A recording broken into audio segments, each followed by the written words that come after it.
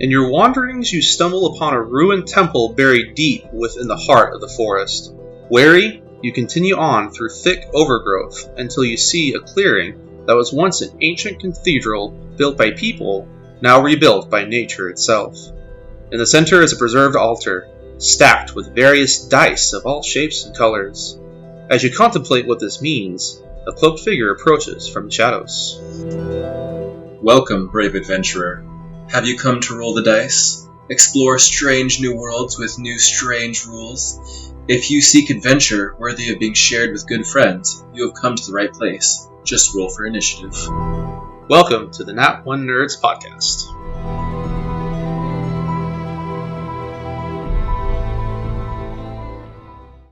Welcome to the podcast, everyone. Hey everybody, this is Nat One Nerds, and we're back at you with another episode of Fate Accelerated. The final episode. Ooh.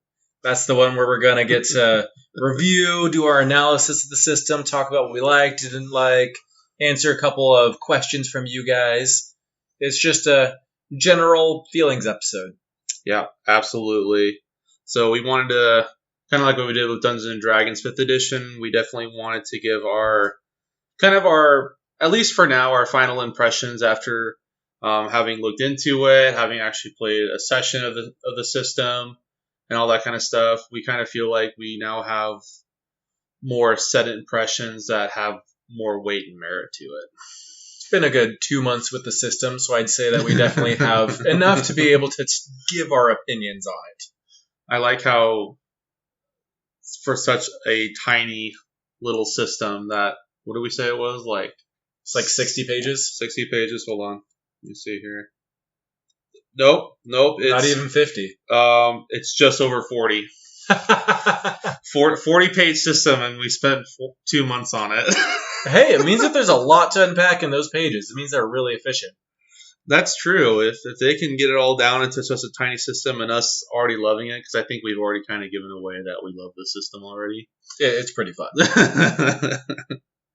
So I definitely appreciate Ned and Christian coming on earlier and doing that session with us, because they really brought the system to life for us as a personal experience, and it was so much better than just listening to somebody play it. Like actually playing the system, I was like, okay, I can see why people play the system. Like it's so fun. I totally agree. Like I was so lost when it came to character creation for the one shot until he guided us through it, and it was so easy. All those worries I had were just gone, and it just made sense. Like I don't even know what I was worried about. I know Christian was kind of like the Force guiding us, through. I am one with the Force, and the Force is one with me. I'm one with the dice. The dice is with me. So no, they did such a great job explaining things, and we definitely appreciate that, and had such a fun time playing it. Honestly, this is a system. If you kind of want statements that kind of really sum up how I feel about it, this is a system. Not only is it so small and simple, but because of those two things, I literally have contemplated just carrying this thing around with me in my everyday bag, just in case we have awkward time to kill, like aka we have an awkward 3 hours, 2 hours to kill.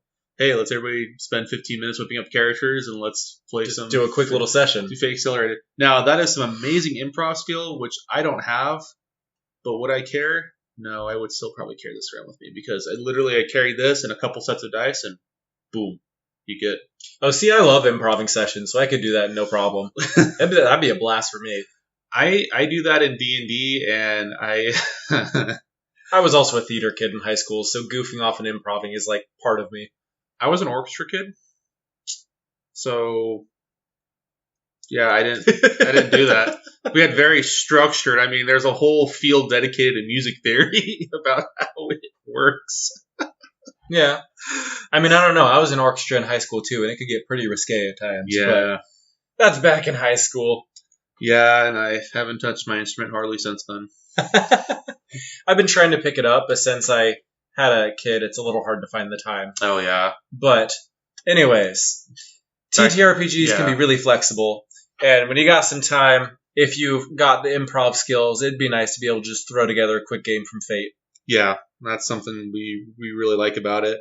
That's something I really like about it. And I just love how flexible it is. I feel like with this system, if you're wanting to do a TTRPG story and you're like, I got this story idea and I know exactly what I want, but I'm not sure what system to use. If you're debating systems, I feel like Fate Accelerated is always a safety net of a system. Like you can always fall back on this one to do whatever idea you have because it's so improv and role play friendly. It's so flexible. Like if you want to be superheroes, Fate works. If you want to be like medieval monks, it works. If you want to do high fantasy, it works. It's just as long as your imagination can get it to fit within Fate, then you can do it just fine with no problems. Yeah, and I feel like it's not too hard with a little bit of thought to put that imagination to fit into Fate because it encourages that.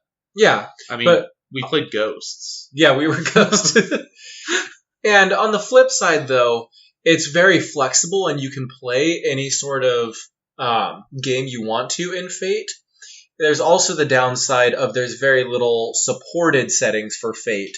Of they don't really have set modules like 5th edition Dungeons & Dragons does where you can go play in the Sword Coast or on Kryn or in any of those places. It's all up to you making it up.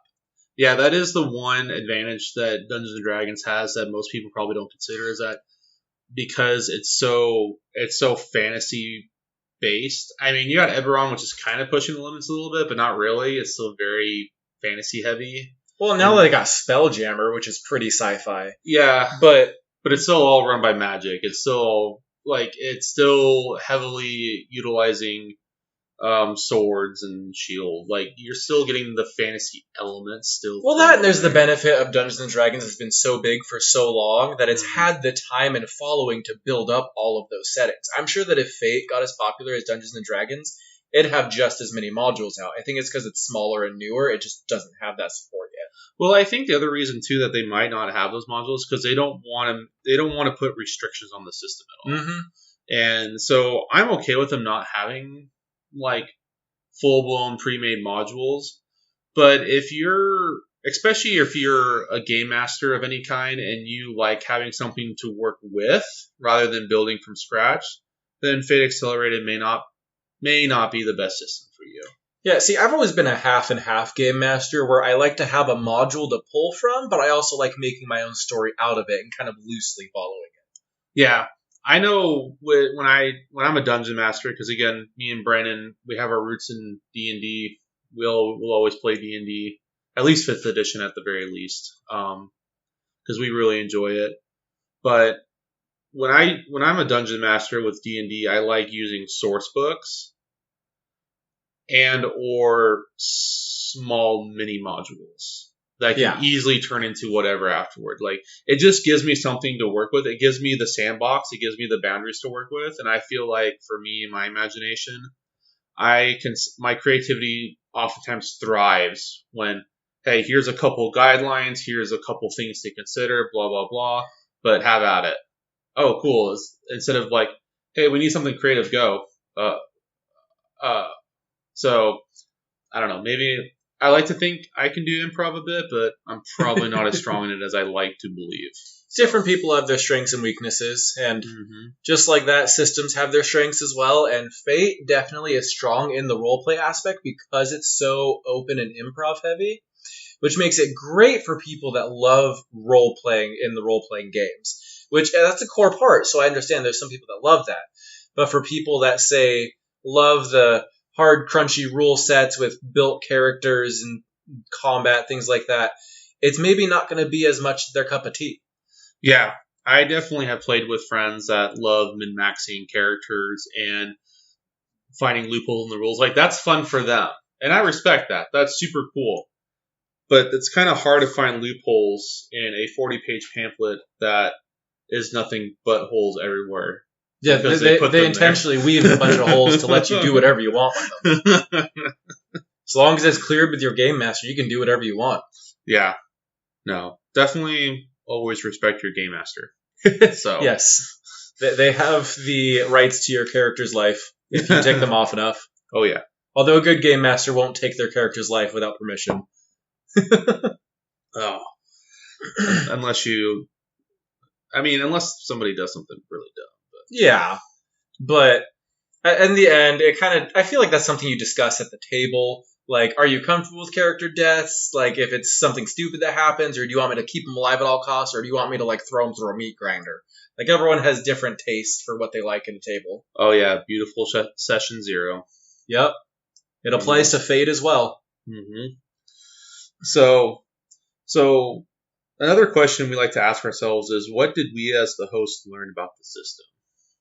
I mean, other than everything, since neither of us had any background in Fate, I feel like we came in knowing nothing, and now we come out with all this knowledge, knowing how the system works, how the different aspects work, the traits, and how encounters work, or I guess scenarios. It's still hard to get the lingo down. Got to transition. Yeah. But there's been so much to learn because it's so different from what we're used to. Very different. Very different. Because I do notice, and I apologize if I've already brought this up before in another episode, but I know when we were first looking at it, you were very highly concerned about how combat and encounters work. You're like, how? Like, how does this work? How the fetch do you do this? So how do you feel about it now that you've actually looked a little bit further into it and actually have done an encounter in Fate Accelerated? I don't know. I think I might want to save that one for our ratings of the system. Okay. But I definitely still have some mixed opinions of the combat/encounter system of Fate. Yeah, that's true. We do have a combat section of the rating system. So as for what we've learned, it's been a wonderful treasure trove of knowledge about how Fate works. But we actually had a few questions from our listeners about our podcast and about Fate. And it'd be nice to be able to hear from them a little bit. So what kind of questions did we get? Yeah, we got about 2 or 3 questions. We're still small. We're working on it. Yeah, we're still working on it. We appreciate, we appreciate everybody's support, whether it's through likes, simple comments of, hey, way to go, or just simply following, or even just giving us, just listening to one of our episodes. Like, the small things really do add up, and we really appreciate that. Oh, we're still small enough that we can, appreciate each individual like on every post. Yeah.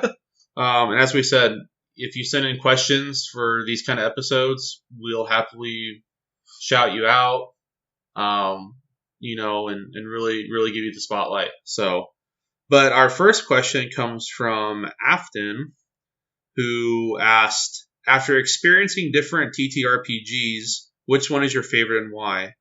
So essentially the question is,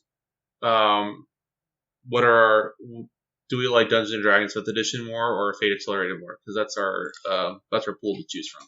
I'm gonna leave it a little more open and say out of any systems we've tried, because I've dabbled in a few outside of that. Okay, that's fair. Fair. Like, for example, with me, I've done Dungeons & Dragons 5th edition, Fate Accelerated, and I've also been dabbling a lot into Pathfinder lately. And actually, I've been finding it's almost a tie between Pathfinder and 5th edition for me. In the way that Dungeons & Dragons is my roots, it's a lot of fun, but when we eventually get to Pathfinder, we'll get to tell you guys all about it. But it's very similar to Dungeons & Dragons, except for it's a lot more in-depth. And my favorite part is there's way more character customization. You don't just pick a class and go down the road. There's so much more branching out and building and specializing, and it makes your characters feel much more like you. So Fair. I'd say, honestly, right now, I'm kind of leaning towards Pathfinder. And that's 1st edition Pathfinder? Yeah. Okay. I've been learning about 2nd edition Pathfinder, but it's fairly new, and I haven't been looking into it for too long, so we'll have to wait for the jury on that one. Okay, that's fair. What about you, Parker? Well, I mean, if I'm going to really push the envelope with this question and include a couple systems that I've listened to over podcasts, because that's how I discovered Fate Accelerated, was over a podcast actual play. I've also listened to some Avatar Legends TTRPG. That'll be a fun one when we get to that eventually. Yeah, I was about to say, me and Brandon are big Avatar: The Last Airbender fans. And if you're not, then there's a problem. It's a great show. Oh yeah. So, but there's a company that got the green light to have an official TTRPG of Avatar: The Last Airbender. It's called Avatar Legends. You can play in, I think the 3 options are Roku's era. No, you have 4 options. You can be in Kyoshi's era, Roku's era, Aang's era, or Korra's era as the Avatar. That's pretty cool. I mean, do you have to be right in there? I don't think so, but that's kind of the idea. So I've listened to a bit of that. I listened to a playthrough of that actually by our friends at Improv Tabletop. They're the ones that play it, and I've really enjoyed listening to them play that one. And that one was very. That one's very character development friendly. It's all about really emphasizing character development and character growth. Kind of like how Fate Accelerator is all about the role play and improv. This one was about character development, which I really like. So, but I haven't played that one. So as much as I'm liking what I'm hearing about it and how excited I am to try that system out soon, hopefully sooner than later, because we really need to prioritize what we really want to do. There's so many cool options. There's too many fun TTRPGs. Too many options. Hey, good thing we have a podcast about it. I know, right? I mean, we got all the time in the world. Eventually, we get to all of them. I know. I'm going to stick with just the two that I've actually personally have played. And it's so hard because I'm so naturally biased toward one because I've played it for so long. But I would really love to learn more about Fate Accelerated, so I'm actually going to say Fate Accelerated. That's because fair. I like the. Now, I'm not very good at the role playing side of things. I usually play kind of quieter characters because I'm not very good at role playing. But I do love the role playing of role playing games. So yeah, the combat's fun, but I'm not a min maxer. I literally just when I play D&D, I'm like, that's a fun race, that's a fun class. Oh, hey, those don't go together. I'm like, I don't care. I just want to play them together. Like, I don't care. I'm not here to min max it, you know. And that's something else a game master, or in this case, a dungeon master, needs to be conscious of too. Is what kind of players that are. Because if everybody's been maxing, then yeah, throw the dragons early, man. Like, but I do like that. So right now, I'm going to say Fate Accelerated because I really enjoyed it. The ideas that I have, like me and my wife, we had an idea about doing like I don't know if it would turn into this, but kind of a murder-esque mystery. With Disneyland at night. And so we were talking about like maybe having literary characters come to life, you know, through Disneyland, but they don't act as their Disney counterparts. They're just using it as a portal and they act as their literary counterparts. Huh, that would be interesting. So like Peter Pan is not as friendly. Not as friendly, no. He's very... a lot more mischievous. Oh, he is the definition of chaotic neutral. And I know a lot of people like to play chaotic neutral characters in D&D, and they have a lot of fun with that, but I feel like real life chaotic neutral people, they're scary. They're not good people. They're so unpredictable. They are not good people. So, but that's what I've heard. I haven't read Peter Pan, but from what I've learned from like literary classes and stuff, like in passing. So, but I was like, but Fate Accelerated would be perfect for that idea. And yes, me and my wife did think of this idea while we were sitting for the Peter Pan ride at Disneyland. Yep, I believe it. So, but yeah, I'm going to say Fate Accelerated. That's my fair assessment. That's my long-winded answer. I'm really excited to keep exploring it. As I said, I'm probably going to just keep this in my pack because it's just so small. It's always there. Boom. So what other questions have we gotten? Yes, we got a couple other questions as well. And these last two are from a newfound friend of ours named Willow. Her first question was, why did you start your podcast? Because Parker told me to. No, just kidding. I think we started this podcast because we both love Dungeons & Dragons. Like, it's something that we bonded over. Like, we knew each other beforehand, but we weren't really close until we started playing Dungeons & Dragons together, and that really helped to solidify our friendship. And as we've grown more as friends, we've decided to branch out more and try other things, because if 5th edition is so much fun, why not try other tabletop role-playing games? Yeah. I know for me, and I've mentioned this before actually, but the first podcast I listened to that wasn't Dungeons & Dragons, but still a TTRPG podcast was Improv Tabletop, and they did Fate Accelerated. That was their big thing. And listening to them and their fun, quirky, weird adventures, like Transformer Rejects, like some guy turned into a ceiling fan. Like that was his Another one turned into a glass instrument. Nice. Yeah, that was hilarious, honestly. Christian actually played the glass instrument character. I can totally see that. It was hilarious. But listening to them have fun, I was like, man, I kind of knew that there was other systems out there, but I was like, they must not be that important. But I was like, Yeah, because everyone talks about D&D. yeah, everybody talks about D&D, and for real reason. But I was like, I've got to learn more about this. So the podcast kind of came as an idea and an excuse to do that. Yeah. Parker initially had the idea of doing a podcast to kind of document our exploration of other systems. And he invited me to join, and we kind of have worked on building it, and it's been a lot of fun. Yeah. So, I mean, we're, as you kind of see, we already got a list kind of forming in our heads, like Avatar Legends, Call of Cthulhu, Pathfinder, Starfinder, all these different other systems that we're very excited to check out. Oh, yeah. So, I mean, we've already kind of posted photos kind of giving sneak peeks at potential systems we'll be exploring soon, and they all look so good. Peeks of the books that our wives will let us buy. That my wife will let me buy because you're the PDF guy. That's true. I'm all electronic. I don't have the patience to store a bunch of books. Which is probably why you're pretty glad when I sent you a PDF of the whole rule book. Yeah. Of this other system. Makes it a lot easier. I was like, oh, Brandon's going to love Then this. it's so much easier to just read something on my phone on the go instead of carrying a book around with me. See, if I'm going to read and actually read, I got this copy. And that's understandable. I get that. Yeah. So what's that last question? So the last question that our friend Willow asked is, why should you try another TTRPG or tabletop role-playing game when you can't find anyone to play with? So I feel like that's a good question. It's a really good question. And I'm going to kind of split it into two parts. So why should you try another TTRPG? I think that it's really nice to be able to branch out and see what you like. Because as the analogy goes, if all you've ever tasted is vanilla, you're going to think your favorite is vanilla, when it really could have been cookies and cream or chocolate or strawberry, and you'll never know. So until you try all those other TTRPGs, you'll never be able to know what you really want out of it. And for all you know, there could be something way more fun out there. And as for when you can't find anyone to play with, that's the wonder of the age we live in now, is there's online communities for everything. Mm-hmm. I'm sure if you search Discord, social media, Google, you'll find plenty of communities for any TTRPG that you want to play, with more than enough willing players to be able to either bring you into their game or start one of your own.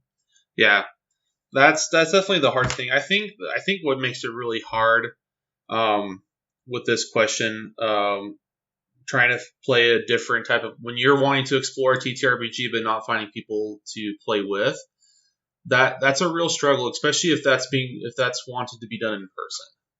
If it's being wanted done in person, then yeah, it becomes a lot harder. So that is true. Then you have to network locally, and that takes a lot more effort. But if you're willing to play online or find people to meet up with, then it's a great place to start online with different servers, Discord, social media. Like I said, there's tons of places you can look. I was about to say, there's Pathfinder groups on Facebook, Discord, other social media. There's D&D group. There's D&D groups up the wazoo. Like, I'm sure there are Fate groups. I can almost guarantee that there are Fate groups. There's I actually know. Facebook's already suggested to me Call of Cthulhu groups, Starfinder groups. Yep, Pathfinder groups, Shadowrun groups. Yeah, like Blades in the Dark. Blades in the Dark groups. Yeah, I've already had those popping up. So, if you're willing to play with strangers, then that's an absolute great way to do it. If you're wanting people that you're more familiar with, then that can be hard. But one thing I will say in regards to this question, to tie it into Fate Accelerated, is that Fate Accelerated is the perfect system to try introducing your friends to. It's not only a good improv role-playing system, but because of how simple and easy it can be, it's a great system to just get people into the TTRPG community. Or it's a gateway drug.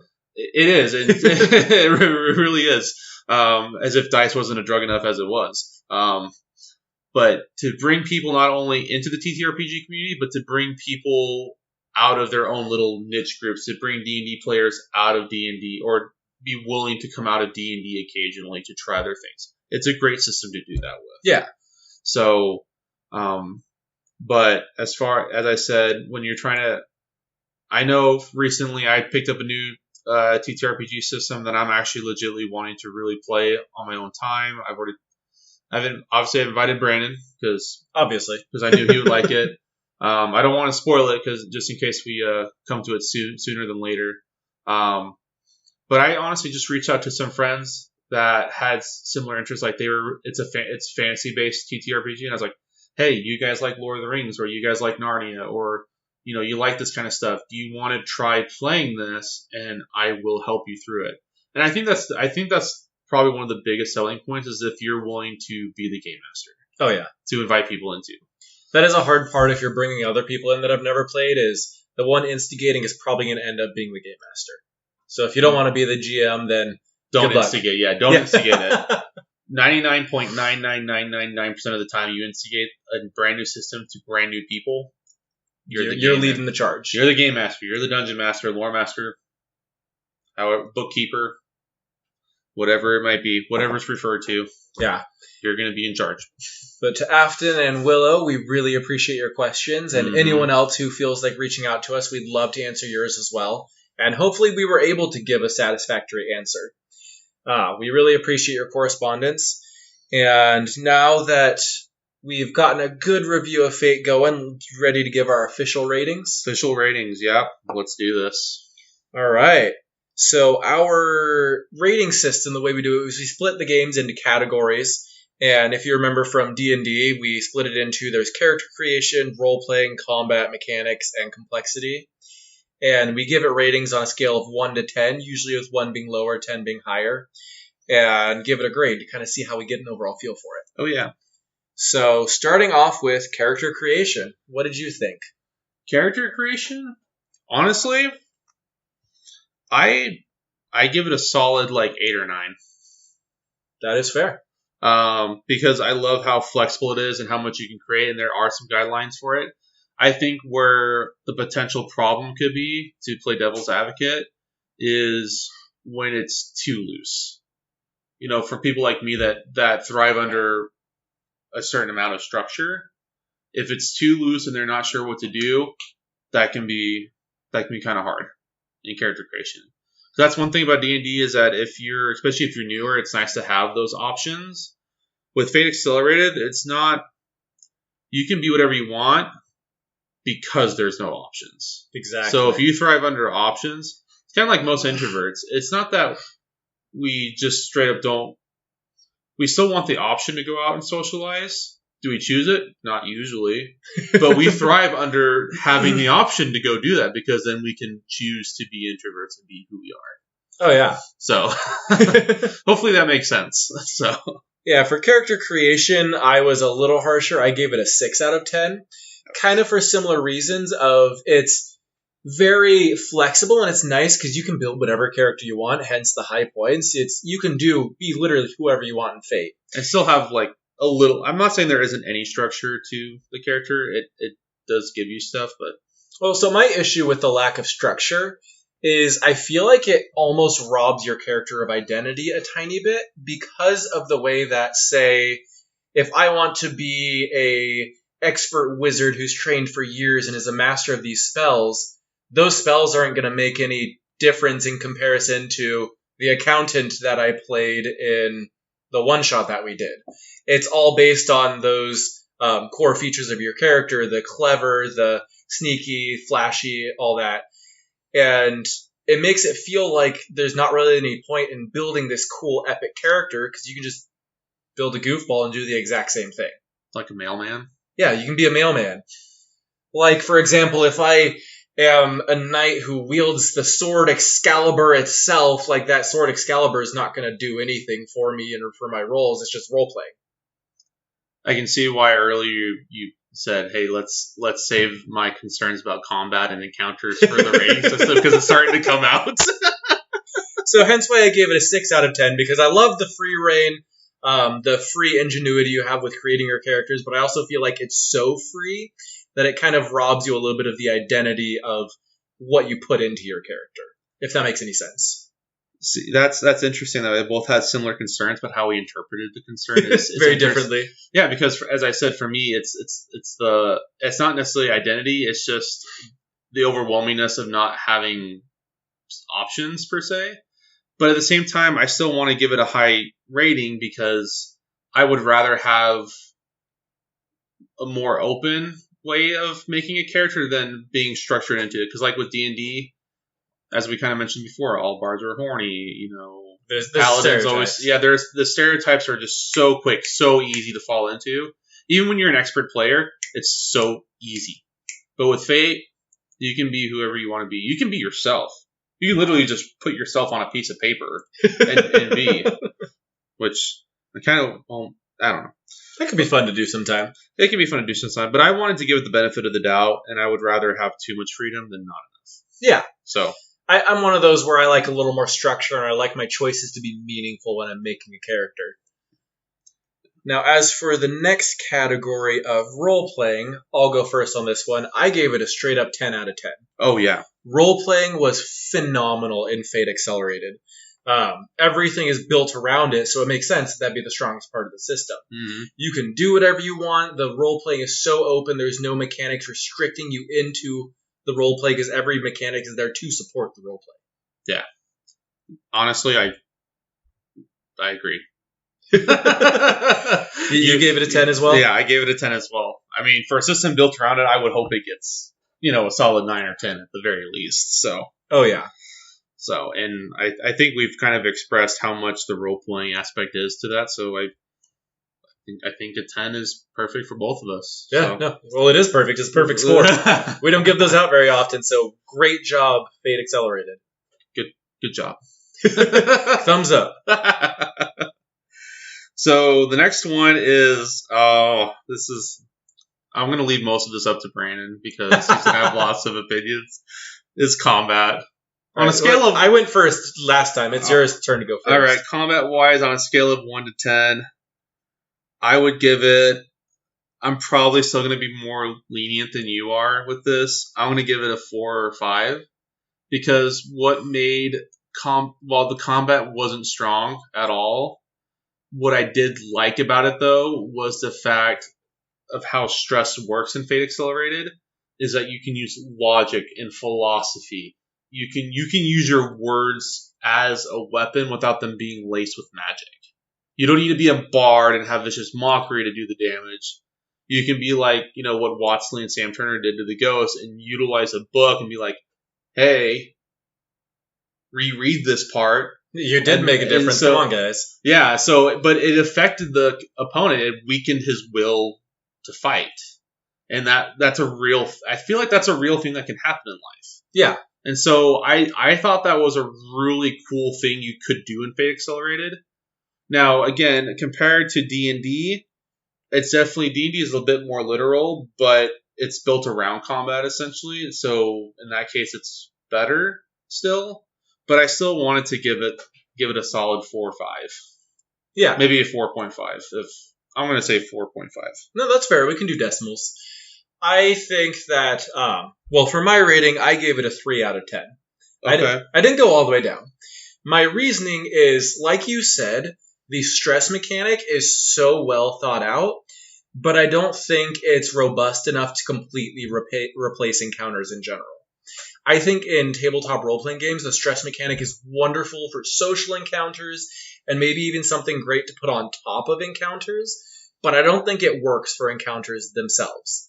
And the reason I think that is, again, like I went into with character creation, I feel like it strips me a little bit of the creativity of my character in the way that I could throw a paper airplane at the enemy, or I could blast them with the force of a condensed sun, and it's going to do 1 stress point either way. So why does it matter what I do? Yeah. And that's kind of my only problem with the stress system is it kind of just... It's really fun to mess around with, but I feel like it's not robust enough for it to be the encounter system. Yeah, if you're coming to the table to fight some baddies, Fate Accelerated, meh. May not.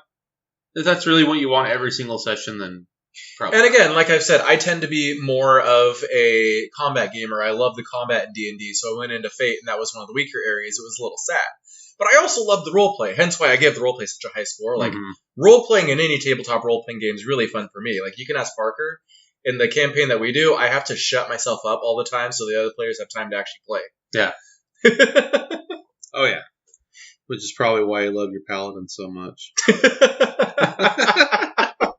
You're always getting into trouble under the name of righteousness all the time. Well, there's evil that needs to be smitten. Well, so anyways, moving on from that, the next thing that we have to rate and fate, anyways, is the overall mechanics of the system and how strong we felt they are. I'll go first. I gave the mechanics a 6 out of 10. Okay. I felt like the mechanics were very solid for what they were trying to do. For the roleplay system built around social encounters, the mechanics fit exactly how they should have. But again, it lost those few points for a lack of robustness with dealing with other situations. They tried to do too much with too simple of a system. Hence why 6 out of 10, it's pretty good, but it could be better. Yeah. Yeah, I feel like with this rating system, 5 is kind of average. Yeah, like 5 is average. It's not bad.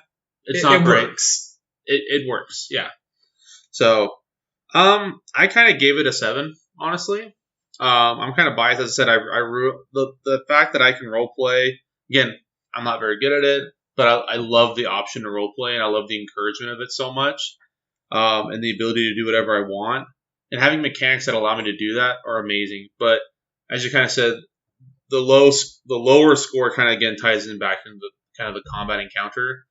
Like, it's amazing, but I kind of gave it that higher score because I feel like it focused so much on role playing, and because it focused on that, that's what they built the mechanics around, and therefore it worked, and therefore the system is working essentially how it should. Yeah, really. It wasn't.